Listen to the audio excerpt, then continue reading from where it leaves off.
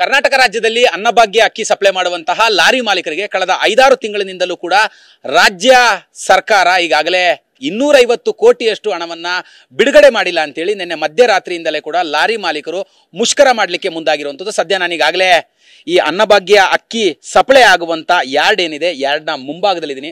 ನಾನು ಕೂಡ ನಿಮಗೆ ದೃಶ್ಯದಲ್ಲಿ ತೋರಿಸ್ತಾ ಇದ್ದೀನಿ ಎಷ್ಟರ ಮಟ್ಟಿಗೆ ಅಂತ ಹೇಳಿದ್ರೆ, ಇಲ್ಲಿ APMC ಯಾರ್ಡ್ನ ಒಳಭಾಗದಲ್ಲಿರುವಂತಹ ಏನು ಅನ್ನಭಾಗ್ಯ ಅಕ್ಕಿ ಸಪ್ಲೈ ಆಗುವಂತ ಗೋಡನ್ಗಳಿದೆ, ಆ ಗೋಡನ್ಗಳಲ್ಲಿರುವಂತಹ ಪರಿಸ್ಥಿತಿಯನ್ನು ತೋರಿಸ್ತಾ ಇದ್ದೀನಿ. ಸಾವಿರಾರು ಲಾರಿಗಳು ನಿನ್ನೆ ಮಧ್ಯರಾತ್ರಿಯಿಂದಲೇ ಕೂಡ ಈಗಾಗಲೇ ನಿಂತಲ್ಲೇ ನಿಂತಿರುವಂಥದ್ದು. ಬೆಂಗಳೂರು ಮಾತ್ರವಲ್ಲ, ಬೇರೆ ಬೇರೆ ಜಿಲ್ಲೆಗಳಲ್ಲೂ ಕೂಡ ಲಾರಿಗಳು ನಿಂತಲ್ಲೇ ನಿಂತಿದೆ.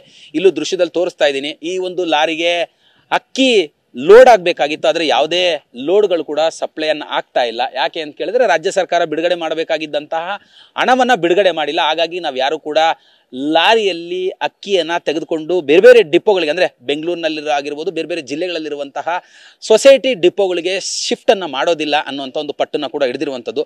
ಈ ವಿಚಾರಕ್ಕೆ ಸಂಬಂಧಪಟ್ಟಂತೆ ಈಗಾಗಲೇ ಕೂಡ ಕರ್ನಾಟಕ ರಾಜ್ಯ ಲಾರಿ ಮಾಲೀಕರ ಸಂಘದ ಅಧ್ಯಕ್ಷರಾಗಿರುವಂತಹ ಷಣ್ಮುಗಪ್ಪನವರು ಈಗಾಗಲೇ ಆಕ್ರೋಶವನ್ನು ಕೂಡ ವ್ಯಕ್ತಪಡಿಸ್ತಾ ಇರುವಂಥದ್ದು.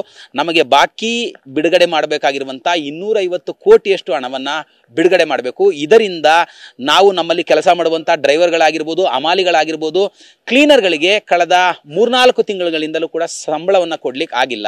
ಒಂದು, ಎರಡನೇದು, ಅವ್ರಿಗೆ EMI ಕೂಡ ಕಟ್ಟಕ್ಕಾಗ್ತಿಲ್ಲ. ಲಾರಿಗಳನ್ನು ತೆಗೆದುಕೊಂಡಿರ್ತೀವಿ ಫೈನಾನ್ಸಿಯರ್ ಮೂಲಕ, ಬ್ಯಾಂಕಿನ ಮೂಲಕ, EMI ಕಟ್ಟಕ್ಕಾಗ್ತಿಲ್ಲ. ಸಾಕಷ್ಟು ಸಂಕಷ್ಟವನ್ನು ಎದುರಿಸ್ತಾ ಇದೀವಿ. ಮತ್ತೆ ಈ ಟೆಂಡರ್ನ ಪಡ್ಕೊಳ್ಬೇಕಾದಂಥ ಸಂದರ್ಭದಲ್ಲಿ ಗ್ಯಾರಂಟಿಯಾಗಿ ಒಂದು 4-5 ಲಕ್ಷ ರೂಪಾಯಿಯನ್ನ ಕೊಟ್ಟಿರ್ತೀವಿ ಪ್ರತಿಯೊಬ್ಬ ಲಾರಿ ಮಾಲೀಕರ ಕೂಡ.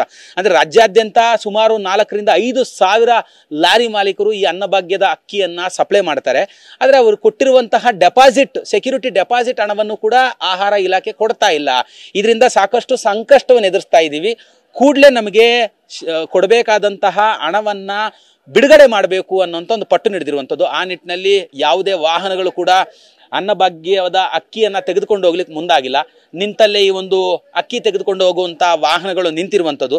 ಪ್ರಮುಖವಾಗಿ ಈ ಅನ್ನಭಾಗ್ಯದ ಅಕ್ಕಿಯನ್ನ ಸಪ್ಲೈ ಮಾಡುವಂತಹ ಮತ್ತೆ ಲೋಡು ಮತ್ತೆ ಅನ್ಲೋಡ್ ಮಾಡುವಂತಹ ಹಮಾಲಿಗಳೇನಿದ್ದಾರೆ ಅವರೆಲ್ಲರೂ ಕೂಡ ಆಕ್ರೋಶವನ್ನು ವ್ಯಕ್ತಪಡಿಸಿರುವಂಥದ್ದು. ನಾನು ನಿಮಗೆ ದೃಶ್ಯದಲ್ಲಿ ತೋರಿಸ್ತಾ ಇದ್ದೀನಿ. ಸಾಕಷ್ಟು ಜನ ಹಮಾಲಿಗಳು, ಅಂದ್ರೆ ಸಾವಿರಾರು ಟನ್ಗಳಷ್ಟು ಏನು ಅಕ್ಕಿಯನ್ನ ಲೋಡು ಅನ್ಲೋಡಿಂಗ್ ಮಾಡ್ತಾರೆ, ಅವರೆಲ್ಲ ಹಮಾಲಿಗಳಿಗೂ ಲಾರಿ ಮಾಲೀಕರು ಸಂಬಳವನ್ನ ಕೊಡ್ತಾ ಇಲ್ಲ. ಎಷ್ಟು ದಿನದ್ದು, ಏನು ಒಂದಿನದ್ದೋ, 2 ದಿನದ್ದೋ, 1 ವಾರದ್ದೋ, 1 ತಿಂಗಳದ್ದು ಅಲ್ಲ, ಸುಮಾರು 2-3 ತಿಂಗಳಿನಿಂದ ನಮಗೆ ಹಮಾಲಿಗಳು ನಾವು ಮಾಡಿರುವಂತಹ ಕೆಲಸಕ್ಕೆ ನಮ್ಗೆ ಯಾರು ಕೂಡ ಇನ್ನು ಸಂಬಳವನ್ನೇ ಕೊಟ್ಟಿಲ್ಲ ಅನ್ನುವಂಥ ಒಂದು ಅಸಮಾಧಾನ, ನೋವನ್ನು ಕೂಡ ತೋಡ್ಕೊಳ್ತಿರುವಂಥದ್ದು. ಈ ಬಗ್ಗೆ ಮಾತಾಡ್ಲಿಕ್ಕೆ ನನ್ನ ಜೊತೆಲಿ ಸಾಕಷ್ಟು ಹಮಾಲಿಗಳು ಕೂಡ ಇದ್ದಾರೆ. ಸರ್, ತಮಗೆ ಎಷ್ಟು ತಿಂಗಳಿನಿಂದ ಹಣವನ್ನ ಲಾರಿ ಮಾಲೀಕರು ಕೊಡಬೇಕು, ಮತ್ತೆ ಏನು ಹೇಳ್ತಿದ್ದಾರೆ, ಯಾಕೆ ಕೊಟ್ಟಿಲ್ವಂತೆ? ಸರ್, ನಮಗೆ 3 ತಿಂಗಳಿಂದ ಹಮಾಲಿ ಕಾಸು ಕೊಡಬೇಕು. ಕೇಳಿದ್ರೆ ನಮಗೆ ಬಿಲ್ ಆಗಿಲ್ಲ, ಇದಾಗಿಲ್ಲ ಅಂತ ಹೇಳ್ತಾ ಇದ್ದಾರೆ. ನಮ್ಗೆ ಈಗ ಹುಡುಗರು ಫೀಸು, ಮನೆ ಬಾಡಿಗೆ ಅದು ಕಟ್ಟಕ್ಕೆ ತೊಂದರೆ ಆಗಿದೆ ಸರ್. 3-4 ತಿಂಗಳಿಂದ ಇದು ಕೊಟ್ಟಿಲ್ಲ ನಮಗೆ. 3 ತಿಂಗಳಿಂದ ನಿಮಗೆ ಒಬ್ಬರಿಗೆ ಎಷ್ಟು ಬಾಕಿ ಬರಬೇಕಿದೆ ಸರ್? ಎಷ್ಟು ದುಡ್ಡು ಕೊಡಬೇಕಿದೆ ಹಮಾಲಿಗೆ? ಅಂದ್ರೆ ನೀವು ಮಾಡಿರುವಂತ ಕೆಲಸಕ್ಕೆ ಎಷ್ಟು ದುಡ್ಡು ಕೊಡಬೇಕಾಗಿದೆ ಅಂತ ಸರ್? ಒಂದೊಂದು ಗೋಡನ್ಗೂ ಕೊಡಬೇಕು ಸರ್.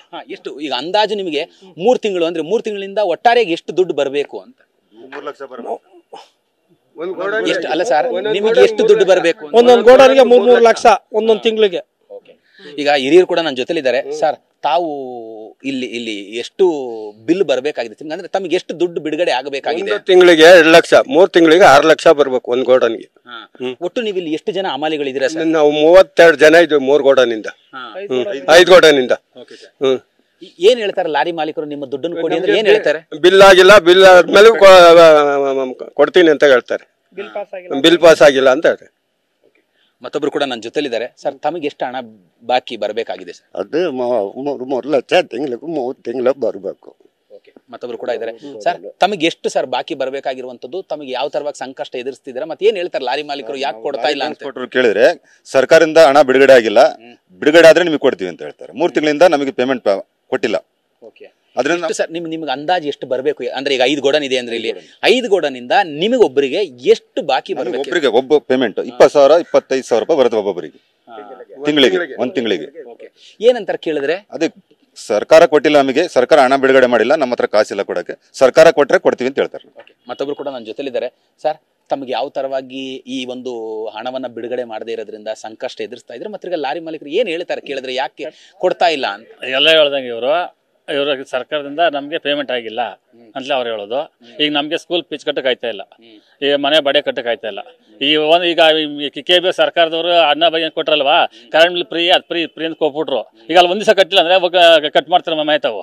500 ರೂಪಾಯಿ ಅವಾಗ 1 ರೂಪಾಯಿಗೆ 600 ರೂಪಾಯಿ ಫೀಸ್ ಬರೀ 1200 ಬರ್ತದೆ ಕರೆಂಟ್ ಬಿಲ್ಲು. ಇವರು ಅನ್ನ ಬಗ್ಗೆ ಫ್ರೀ ಅಂತ ಕೊಟ್ಬಿಟ್ಟು ಸರ್ಕಾರ ದುಡ್ಡು ಕೊಡ್ತಾ ಇಲ್ಲ, ನಮ್ಗೆ ಸಂಬಳನೂ ಕೊಡ್ತಾ ಇಲ್ಲ, ನಮಗೆ ಭಾರಿ ತೊಂದರೆ ಮಾಡ್ತಾ ಇದ್ದಾರೆ ಈ ಸರ್ಕಾರದಿಂದ. ಸರ್ ತಮ್ಗೆ ಎಷ್ಟು ಸರ್ ಬರಬೇಕಾಗಿರುವಂತಹ ಹಣ? ಅದೇ ಮಾಮೂಲಿ ಈಗ ಹೇಳಿದ್ರಲ್ಲ 2.5 ಲಕ್ಷ ನಮಗೆ ಬರ್ಬೇಕಾಗಿತ್ತು. ಈಗ 3 ತಿಂಗಳಿಂದ ನಮ್ಮ ಫೀಸ್ ಕಟ್ಟಕ್ಕಾಗ್ತಿಲ್ಲ, ಈಗ ಅಂಗಡಿ ಮಾಲ್ ತರಕ್ಕಾಗ್ತಿಲ್ಲ, ಮನೇಲಿ ಹೋದ್ರೆ ಮನೇಲಿ ಗಲಾಟೆ ಜಾಸ್ತಿ, ಭಾಳ ತೊಂದರೆ ಆಗ್ತದೆ ಸರ್. ಇದರಿಂದ ಟ್ರಾನ್ಸ್ಫರ್ ಅವ್ರು ಕೇಳಿದ್ರೆ ಟ್ರಾನ್ಸ್ಫರ್ ನೋಡ್ರಿ ನಮಗೆ ಬಿಲ್ ಆಗಿಲ್ಲ, ನಾವೇನು ಮಾಡೋಣ, ಇದೊಂದು ವಾರ ತಡ್ಕರಿ, ಇದೊಂದು ತಿಂಗಳು ತಡ್ಕರಿ ಅಂತ ಹಿಂಗೆ ಹೊತ್ಕೊಂಡು ಬಂದು 3 ತಿಂಗಳಾಗೋಯ್ತು. ನಾವು ಯಾರ ಹತ್ರ ಹೋಗ್ಬೇಕು? ಇವಾಗ 1 ದಿನ 2 ದಿನ ಸಂಬಳ ಬರದೇ ಇದ್ರೇನೆ ಜನ ಬದುಕೋದು ಕಷ್ಟ. ಅದರಲ್ಲಿ 3 ತಿಂಗಳಿಗೆ ನಿಮ್ಮ ಹಣ ಬರದೇ ಇದ್ರೆ ನಿಮ್ಮ ಪರಿಸ್ಥಿತಿ ಏನು ಅಂತ ತುಂಬಾ ಕಷ್ಟ ಸರ್. ಈಗ ಅಂಗಡಿ ಮಾಲ್ ಉದ್ರಿ ಕೊಡಕ್ತಾರ ಅವ್ರು, ಕೊಡಲ್ಲ. ಈಗ ಬಾಡಿಗೆವ್ರು ನಿಂದ್ರಲ್ಲ. ಇವಾಗ ನಾವು ಬಾಡಿಗೆವರು ಈಗ 1ನೇ ತಾರೀಕು ಕೊಡ್ಲಿಲ್ಲ ಅಂದ್ರೆ ಮಕ್ಕಳು ಫೀಸ್ ಕಟ್ಟಲ್ಲ, ಅದನ್ನು ನಿಂದಿಸ್ತಾರೆ. ನಾವು ಅದೇ ಮಾತು ಇವಾಗ ಕಾಂಟ್ರಾಕ್ಟರ್ ಫೋನ್ ಮಾಡಿ ಕೇಳಿದ್ರೆ, ಸರ್ ನಮ್ಗೆ ಬಿಲ್ಲು ಬಂದಿಲ್ಲ, ಅದಕ್ಕೆ ನಾವೇನು ಮಾಡೋಣ ಅಂತ ಕೇಳ್ತಾರೆ. ಅದಕ್ಕೆ ನಾವೇನು ಮಾಡ್ಬೇಕು ಅಣ್ಣೆ? ಇವಾಗ ಕಾಂಟ್ರಾಕ್ಟರ್ ನಾವು ಯಾರನ್ನ ಕೇಳ್ಬೇಕು? ಹೋಗಿ ನಾವು ಬೀದರ್ ಕೇಳಕ್ಕಾಗ್ತದ? ನಿಮ್ಮನ್ನ ಮಾತಾಡ್ಸಕತ್ತ ಸರ್ ನಾವು. ಈಗ ಕಾಂಟ್ರಾಕ್ಟರ್ ಕೇಳಿದ್ರೆ ನಮ್ಗೆ ಬಿಲ್ ಬಂದಿಲ್ರಿ, ನೀವು ಎಲ್ಲೇನೋ ಹೋಗಂತ ಅವ್ರಂತಾರೆ. ನಾವು ಯಾರ ಹತ್ರ ಹೋಗ್ಬೇಕು? ಮ್ಯಾನೇಜರ್ ಕೇಳಿದ್ರೆ ಕಾಂಟ್ರಾಕ್ಟರ್ ಉಂಟು, ನೀವು ಉಂಟು ಅಂತಾರೆ. ಸರ್ ಈಗ 3 ತಿಂಗಳಿಂದ ನಿಮ್ಮ ಹಣ ಬಿಡುಗಡೆ ಆಗಿಲ್ಲ. ಈಗ ಇವರು ಮುಷ್ಕರ ಮಾಡ್ತೀವಿ ಅಂತಿದ್ದಾರೆ. ನಿನ್ನೆಯಿಂದ ಲಾರಿಗಳು ನಿಂತೋಗಿದೆ. ಇತ್ತ ಕೆಲಸನೂ ಇಲ್ಲ, ಬರ್ಬೇಕಾಗಿದ್ದು ಬಾಕಿನೂ ಇಲ್ಲ. ನಿಮ್ಮ ಕತೆ ಏನು ಅಂತ? ಅದು ಈಗ ನೋಡ್ರಿ, ಕೆಲಸ ಮಾಡಿದ್ರೆ ನಮ್ಗೆ ಪೇಮೆಂಟ್ ಬರ್ತದೆ, ಇಲ್ಲಾಂದ್ರೆ ಪೇಮೆಂಟ್ ಬರಲ್ಲ. ಸುಮ್ಮನೆ ಇಷ್ಟ ತನಕ ಕುಂದ್ರಿಸಿದ್ರು ನಮ್ಗೆ ಯಾರು ಕೇಳಾರಲ್ಲ. ಈಗ ಕಾಂಟ್ರಾಕ್ಟರ್ ನೀವೇ ನೋಡ್ತಿರಲ್ಲಪ್ಪ, ನಮಗೆ ಪೇಮೆಂಟ್ ಬಂದಿಲ್ಲ, ನಾವೆಲ್ಲಿಂದ ತರೋಣ ಅಂತ ಅವ್ರು ಅಂತಾರೆ. ಹಿಂಗೆ ಜರ್ಕೊಂಡು ಹೋದ್ರೆ ನಾವೇನು ಮಾಡೋಣ? ಹಿಂಗೆ ರಜನೆ. ಅಂದ್ರೆ ಇವಿಷ್ಟು ಕೂಡ ಇಲ್ಲಿರುವಂತಹ ಹಮಾಲಿಗಳು ಹೇಳ್ತಾ ಇರುವಂತದ್ದು, ಕಳೆದ 2-3 ತಿಂಗಳಿಂದಲೂ ಕೂಡ ಲಾರಿ ಮಾಲೀಕರು ನಮಗೆ ರಾಜ್ಯ ಸರ್ಕಾರದಿಂದ ಬರಬೇಕಾಗಿದ್ದಂತಹ ಬಾಕಿ ಹಣ ಬಂದಿಲ್ಲ, ಹಾಗಾಗಿ ನಿಮಗೆ ಹಣವನ್ನು ಕೊಟ್ಟಿಲ್ಲ ಅಂತೇಳಿ. ಅಂದ್ರೆ ಇಲ್ಲಿರುವಂತಹ ಪ್ರತಿಯೊಬ್ಬ ಏನು ಹಮಾಲಿಗಳಿದ್ದಾರೆ ಅವರಿಗೆ 20,000 ರಿಂದ 25,000 ರೂಪಾಯಿವರೆಗೂ ಕೂಡ ಬಾಕಿ ಹಣ ಬರಬೇಕಾಗಿದೆ, ಬರ್ತಾ ಇಲ್ಲ, ಸಾಕಷ್ಟು ಸಂಕಷ್ಟವನ್ನು ಎದುರಿಸ್ತಿದ್ವಿ ಅನ್ನೋಂಥ ಒಂದು ಮಾತುಗಳನ್ನು ಹೇಳ್ತಾ ಇರುವಂಥದ್ದು. ಕ್ಯಾಮ್ರಾ ಪರ್ಸನ್ ಗಣೇಶ್ ಜೊತೆ ಕಿರಣ್ ಸೂರ್ಯ, TV9 ಬೆಂಗಳೂರು.